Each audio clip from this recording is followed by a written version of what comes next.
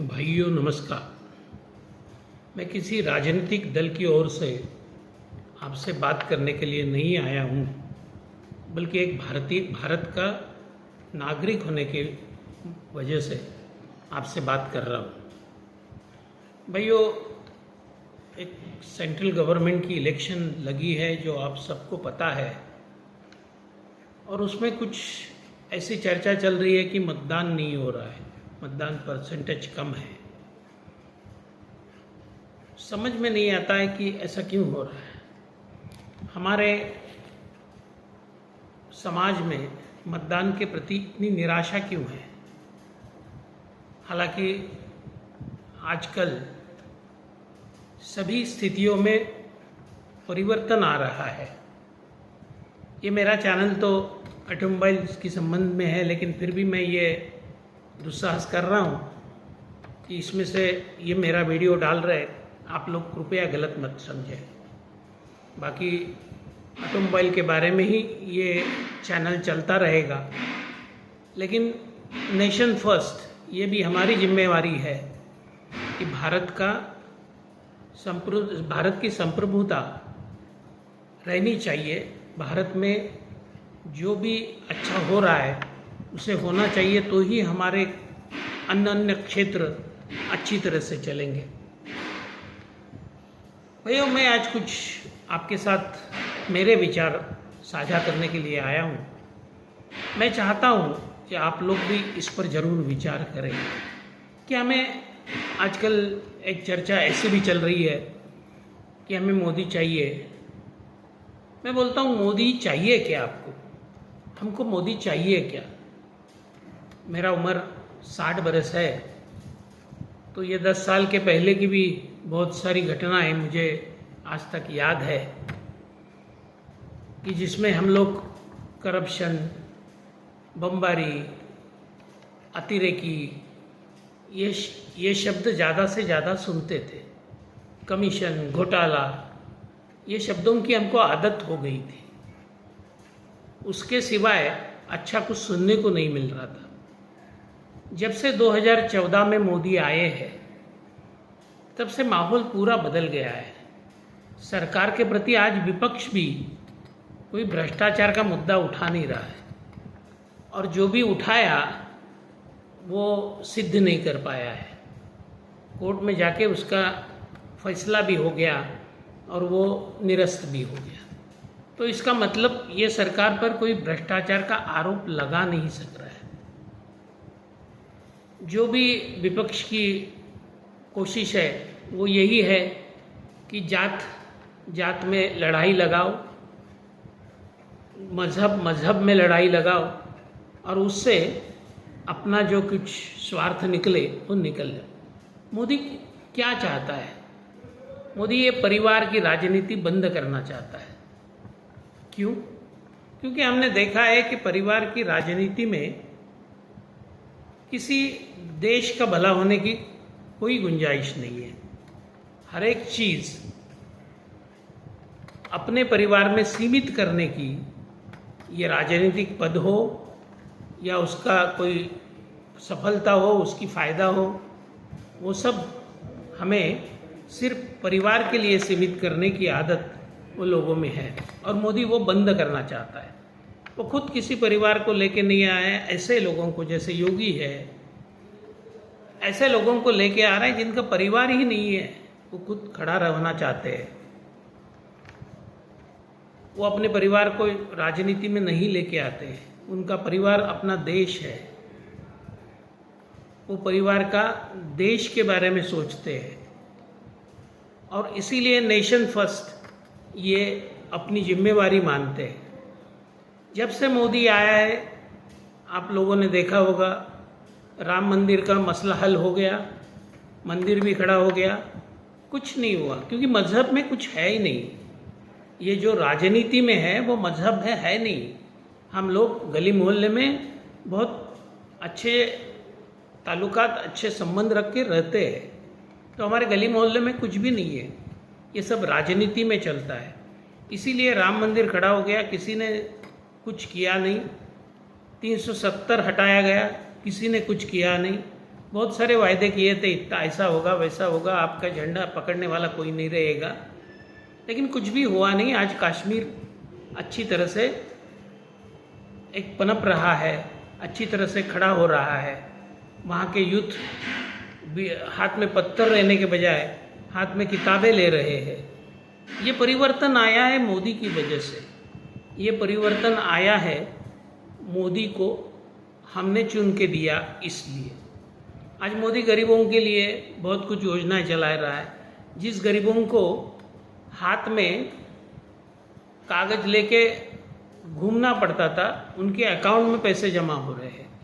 जिन गरीबों के खाते नहीं थे, उनको जनधन के माध्यम से खाते खुला के दिए हैं। जिन गरीबों को खाने की किल्लत थी, उनको राशन घर तक पहुंचा है। आज दुनिया के टक्कर में कोविड का वैक्सीन खड़ा करके हमारे हर एक भारतीय को वो वैक्सीन पहुंचा के हमको निरोगी करने का आधार मोदी ने खड़ा किया है। वो एक जैसे सैनिक प्रमुख होता है, वैसा कोविड के ज़माने में हमारा एक प्रमुख बोल के हमको एक ढाढ़स देता था, एक धैर्य देता था, हमें कुछ करने के लिए उकसाता था। ये सब चीज़ें मोदी ने की है। मोदी ने गरीबों के लिए 5 लाख तक का दवाई का खर्चा मुफ्त किया है। किसानों के लिए कम से कम उनकी आमदनी कुछ ना कुछ हो, इसलिए कुछ पैसे उनके अकाउंट में डाले हैं। ये सब करने के पीछे करना उनको सहज साध्य हो गया, क्योंकि भ्रष्टाचार नहीं है। जब भ्रष्टाचार होता था तब कोई चीज़ हमारे पास पहुंचती नहीं थी, छीन के लेने पड़ती थी, और हमारा स्वभाव ऐसा हो जाता था कि हम हर एक चीज़ छीनना चाहते थे। हम खुद भी भ्रष्टाचारी बन गए थे। जो भी पद हमारे पास था, हमारे साथ था, हम उसमें छीनने की कोशिश करते थे। आज ऐसी परिस्थिति नहीं है। हर एक मध्यम वर्गीयों के लिए 7 लाख का इनकम टैक्स का मुक्त करना, और ऐसे बहुत सारे जैसे अनेक कानून हैं, जो कानून कोई ज़रूरत नहीं थी उसको बदल डालना। आईपीसी की धारा का मोड़ बदल देना, जो अंग्रेज़ों के ज़मानों से चल रही थी उसको बदल देना। ये सब चीज़ें मोदी कर रहा है, और हमें करना क्या है मोदी के लिए? कुछ भी नहीं। 5 बरस में एक बार उसको मतदान करना है, बस। बाकी इससे ज़्यादा कुछ नहीं है। लेकिन सचमुच में हमें मोदी चाहिए क्या? एक अच्छी सरकार, एक अच्छा प्रधानमंत्री जो देश हित के बारे में बात करे, जो प्रदेशों में अपने देश की साख बढ़ाने में लगा है। आज कितने भी देशों में वो भागते भागते गया, हमने उसका भी मजाक उड़ाया, लेकिन उसने जो संबंध निर्माण किए आज वो चरम पर है। उसकी वजह से भारत की बात बोली जा रही है। जिसने आर्थिक स्थिति में चढ़ाव लाया है, आर्थिक स्थिति में ऊंचाई लाई है, और वो और ऊंचा जाना चाहता है इस देश के लिए, तुम्हारे मेरे लिए। तो हमें मोदी सचमुच चाहिए क्या? इसका भी हमें विचार करना पड़ेगा, और उसके लिए बहुत आसान सी बात है कि ये इलेक्शन, उसने तो 43 तक का आपके सामने लेखा जोखा रखा है। जो 10 बरस में किया वो तो हमारे सामने है ही, लेकिन वो कुछ आगे की पीढ़ी की सोच रहा है। हमें भी अपने आगे पीढ़ी की सोचना है। हमें भी अपने आगे पीढ़ी की व्यवस्था लगानी है, तो वो व्यवस्था वो खुद कर रहा है। हमें सिर्फ उसके साथ जाना है, हमें सिर्फ उसके पास जाना है। वो किसी मजहब का विरोध नहीं करता। हर एक योजनाएं सभी मजहब के लिए उसने लागू की है। उसने ऐसा तो नहीं किया कि हिंदू के लिए योजना है, मुसलमानों के लिए नहीं, ऐसा तो कुछ नहीं किया।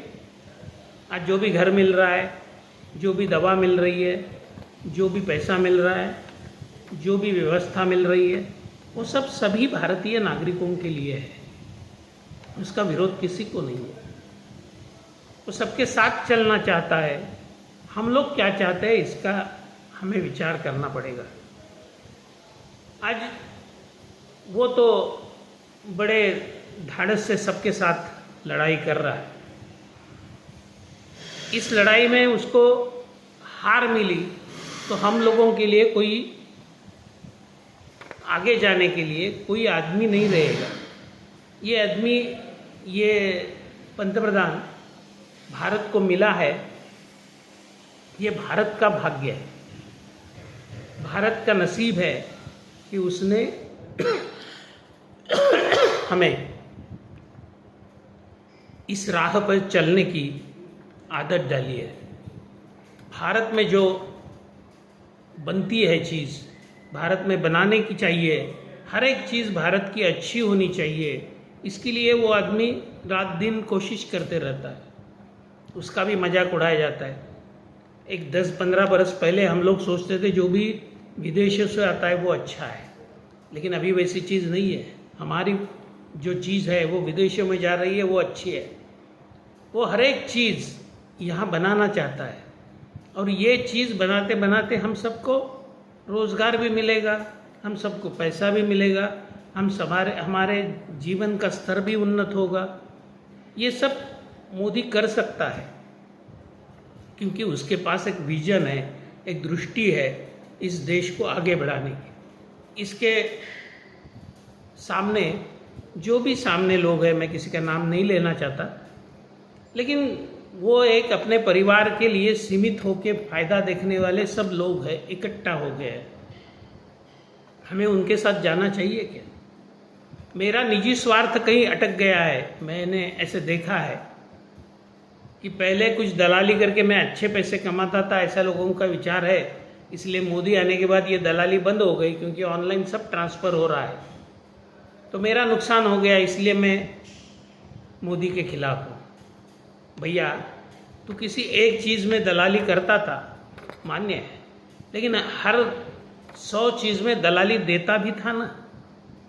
तुझे शायद तू एक चीज़ के लिए लोगों का काम करके दे के कुछ पैसा कमाता था, लेकिन तेरे हर काम के लिए तुझे भी पैसा देना पड़ता था। वो भी बंद हो गया, ये भी बंद हो गया, तो नुकसान कैसा हो गया? इसीलिए जो लोग मोदी को विरोध करते हैं उनसे मेरी एक विनती है कि भाइयों, बुरे काम का नतीजा बुरा ही होता है, अच्छे काम का नतीजा अच्छा ही होता है। आप लोग जो कमाते थे वो गलत रास्ते से कमाते थे, उससे आपके घर में गलत ही चीज़ बनती थी। उसके बजाय यदि आप अच्छे कामों से कमाओगे तो घर में अच्छी आमदनी आएगी, तो उसका अच्छा परिणाम आएगा। इसीलिए हमें कुछ अच्छी चीज़ें करनी पड़ेगी, उसमें मोदी को हमको लाना पड़ेगा। ये मोदी को लाने के लिए हमें सिर्फ मतदान करना है, मतदान करना है, मतदान करना है। हमें वहाँ की लोकल राजनीति, ये देश का मामला है। देश का प्रधानमंत्री कौन बनेगा ये कुछ जो चुने हुए सांसद है वही तय करेंगे, और सांसद जिसके ज़्यादा होते हैं उसका ही प्रधानमंत्री बनता है। सीधी सी बात है। तो हम लोगों को ये कोशिश करनी चाहिए कि भाई मेरा जो सांसद है या कोई भी होगा, 1, 2, 3, 4, उसका कुछ भी काम होगा नहीं होगा, जैसा भी होगा, लेकिन ये सांसद मोदी को सपोर्ट करने वाला है, तो मैं मोदी को वोट कर रहा हूँ, मोदी को मतदान दे रहा हूँ।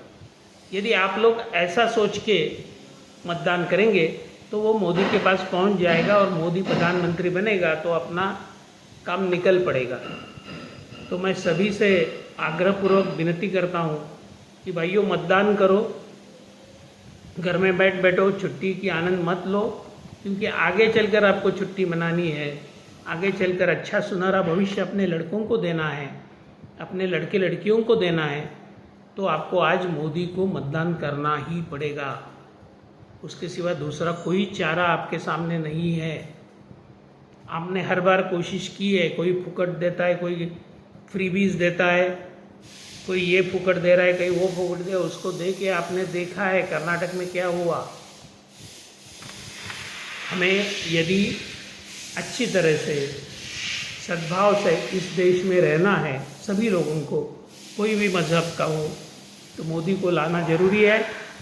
आप सब लोगों को विनती है कि आप कृपया मतदान करें, इतना ज़्यादा मतदान करें कि मोदी जी ने जो तय किया है 370 और 400, उससे ज़्यादा भर भर के हम लोग दें कि उसको और उसमें उत्साह हो इस देश के अच्छा करने का। हम लोग कम देंगे, आधा देंगे, तो मोदी कुछ नहीं कर सकेगा। मोदी आज कर रहा है, उसका कारण उसके पास बहुमत है। उसको और अच्छा करना है तो उसको और बहुमत चाहिए, वो हम लोग देंगे, हमारे हाथ में है। इसलिए हमारा मत हम जरूर देना चाहिए। मत देने से ही काम बनेगा। आप लोग कृपा करके मतदान को जाइए, मतदान करिए। मतदान से ही अपने देश का भविष्य उज्जवल होगा। धन्यवाद।